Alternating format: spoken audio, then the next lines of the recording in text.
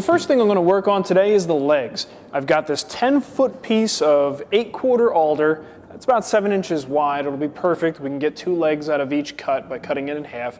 But in order to start working with this, I've really got to cut it down. It's way too big and just too heavy. So I usually use my circular saw for this type of task. You want to make sure that when you cut this, you don't just let the fall off literally fall to the ground. What that's going to do is actually pull off a large chunk of the wood at the end of the cut because you haven't had a chance to actually sever the fibers before the weight of the piece pulls it down to the ground. So the easiest thing that I find to do is to set up a couple of extra stands. I have my little roller stands here, and they're set about 1/8 of an inch below the bottom surface of the wood, so that when I cut this, it'll drop, but it's only going to drop about 1/8 of an inch, and that's not enough to break the wood and tear it out, but it is enough to support it and stop it from pinching the blade and stop it from actually tearing out. It's much safer, and I get a much cleaner cut that way. So I'm going to probably lop these off at about 30 inches, giving me about 3/4 of an inch extra space so I could trim them down to size later. All right, so each one of these boards now represents 1 leg. We just need to rip it to width, glue those 2 pieces together, and then we'll have the thickness that we're after for a nice, sturdy, mission-style leg. So what I'm going to do is actually mark the board at 3¼ inches. Now that extra 1/4 inch is going to give me the breathing room that I need. In case there's any error in my cut, I probably will screw something up, so it's nice to know I've got an extra 1/4 inch to work with. But of course, you need a board that's wide enough to accommodate that excess, so keep that in mind when you buy your lumber. Now I'm actually going to cut this guy down on the bandsaw. I find that to be the easiest, simplest way to deal with these large, heavy timbers. If you use the table saw, it's perfectly fine. I'd recommend joining one edge first, make sure the board sits stable on a flat surface, and go ahead and push it through. Just be very careful. Make sure you have your splitter installed on the table.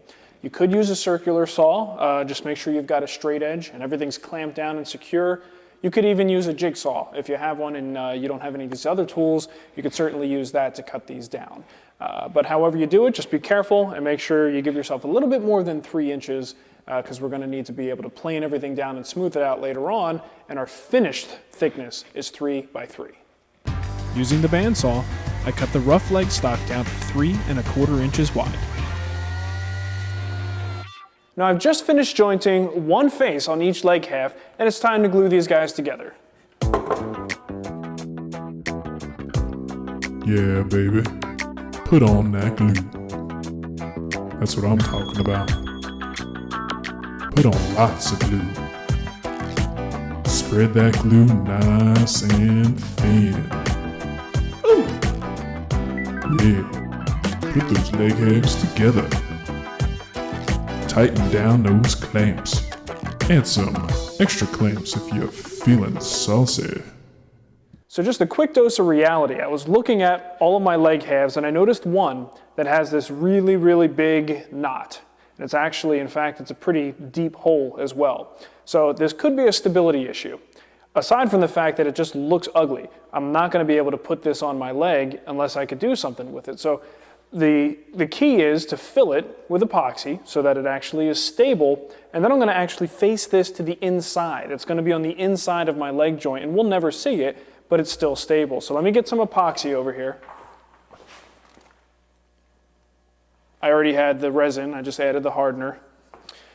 And incidentally, these little Dixie cups were something really cool that Nicole got me. I think we got, how many?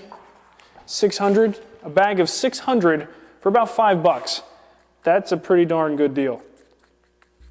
And you don't feel bad about throwing them away. So when I get this good and mixed, I'm going to pour the epoxy into the hole.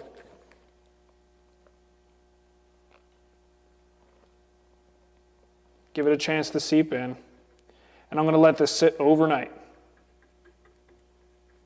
And then tomorrow I'll clean it up, make sure it's nice and flat, flush with the surface. That should be enough. And then I can glue my leg together. Problem solved. Okay, and I was about to go in the house for the night and let my epoxy dry overnight, and then I realized, my hole does go all the way through and my epoxy is leaking. Oopsie. So generally what I like to do is just use tape. Blue tape is fine. If you've got regular masking tape, you can use that too, but just plug up the hole now that I've wasted epoxy. It's all good.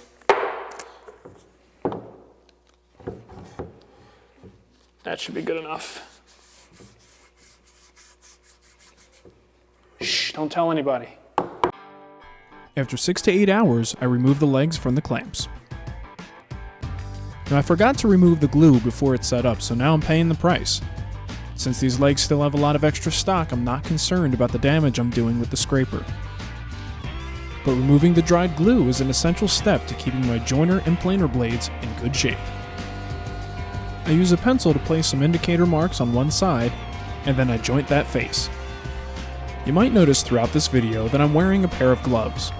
Normally, I do not condone wearing gloves in the shop, but in my opinion, a pair of cold, bare hands is much more dangerous than a pair of gloved, warm hands.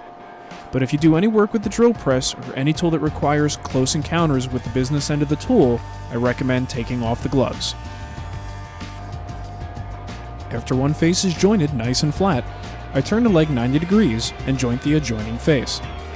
Be sure to place the previously jointed face against the fence.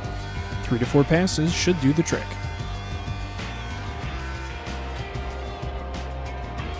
Next, I use the planer to square up the leg and make the remaining faces flat and parallel. Once the leg is square, I run it through the planer once on one side, then once again on the adjacent face before lowering the cutter head for the next cut. This ensures that my leg stays square. I use my miter saw to cut the legs to length. I start by attaching a zero clearance auxiliary fence using a scrap piece of plywood and double stick tape. This will ensure a tear out free cut. Before taking any measurements, I clean up one end of each leg. I then place a stop block 29¼ inches away from the blade. Placing the freshly cut ends against the stop block, I cut each leg to the exact length of 29¼ inches. Now you can see here I've selected all of my boards for the tabletop. Everything looks good. I like the way the grain looks together. And what I'd like to do is gang them up, clamp them together, and then actually cut them at about 73 inches. I'm giving myself about an extra inch just for error and things that I may confront, problems I may have. Now, it's a good idea if you have extra long boards to move them left or right, whichever way necessary, to avoid any flaws, any knots or anything. I got a big knot on this side, so I just push my board over a little bit more so that when I actually cut these down, we're gonna get that knot out of there. So a few different ways you can approach this. Again, you could always use something like a jigsaw and just zip across and trim each piece. You could do each piece individually on the table saw with a miter sled or a crosscut sled. And if you have a sliding compound miter saw, you could just zip them off that way too. Unfortunately, I just have a 10-inch compound miter saw, so I can't actually clip these down. Each board's about 6 or 7 inches wide. So one really cool option, I don't know if you guys have ever seen these. This is a clamp and tool guide. It's basically got a built-in clamp and it's a straight edge at the same time. So you space it for your work, set it up. It's a little bit short there. Bring this little lever down and boom, you've actually got your pieces clamped together and you've got a beautiful straight edge right there. So you could take your circular saw or even a jigsaw and get a nice straight cut. The system that I prefer to use, which is a nice luxury to have, is Festool's circular saw system. Doesn't require any clamping. You essentially lay it down. This edge marks exactly where the blade's gonna cut. And that's what I'll demonstrate right now. I use sawhorses to catch the boards as they fall. Well, most of the boards.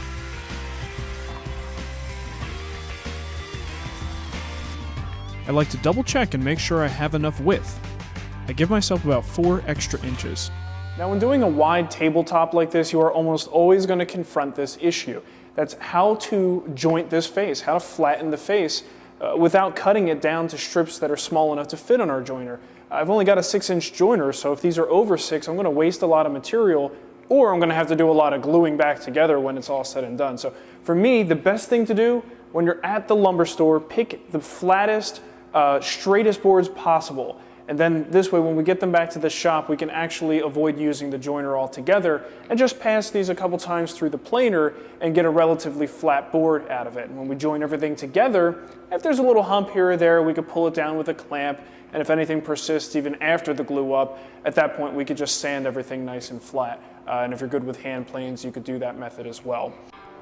I give the boards a few passes on each side to clean up each face.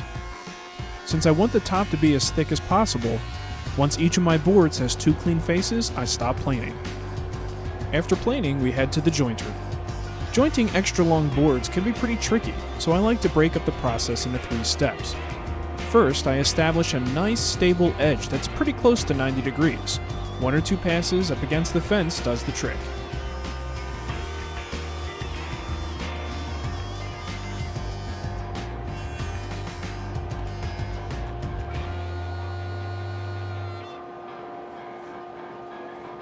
Now that I have a nice stable edge that won't rock too much, I joint the board deliberately away from the fence so that I can focus on my downward pressure and balance. I find that I get a much straighter edge this way. I then take my last pass right up against the fence just to ensure a perfect 90-degree edge.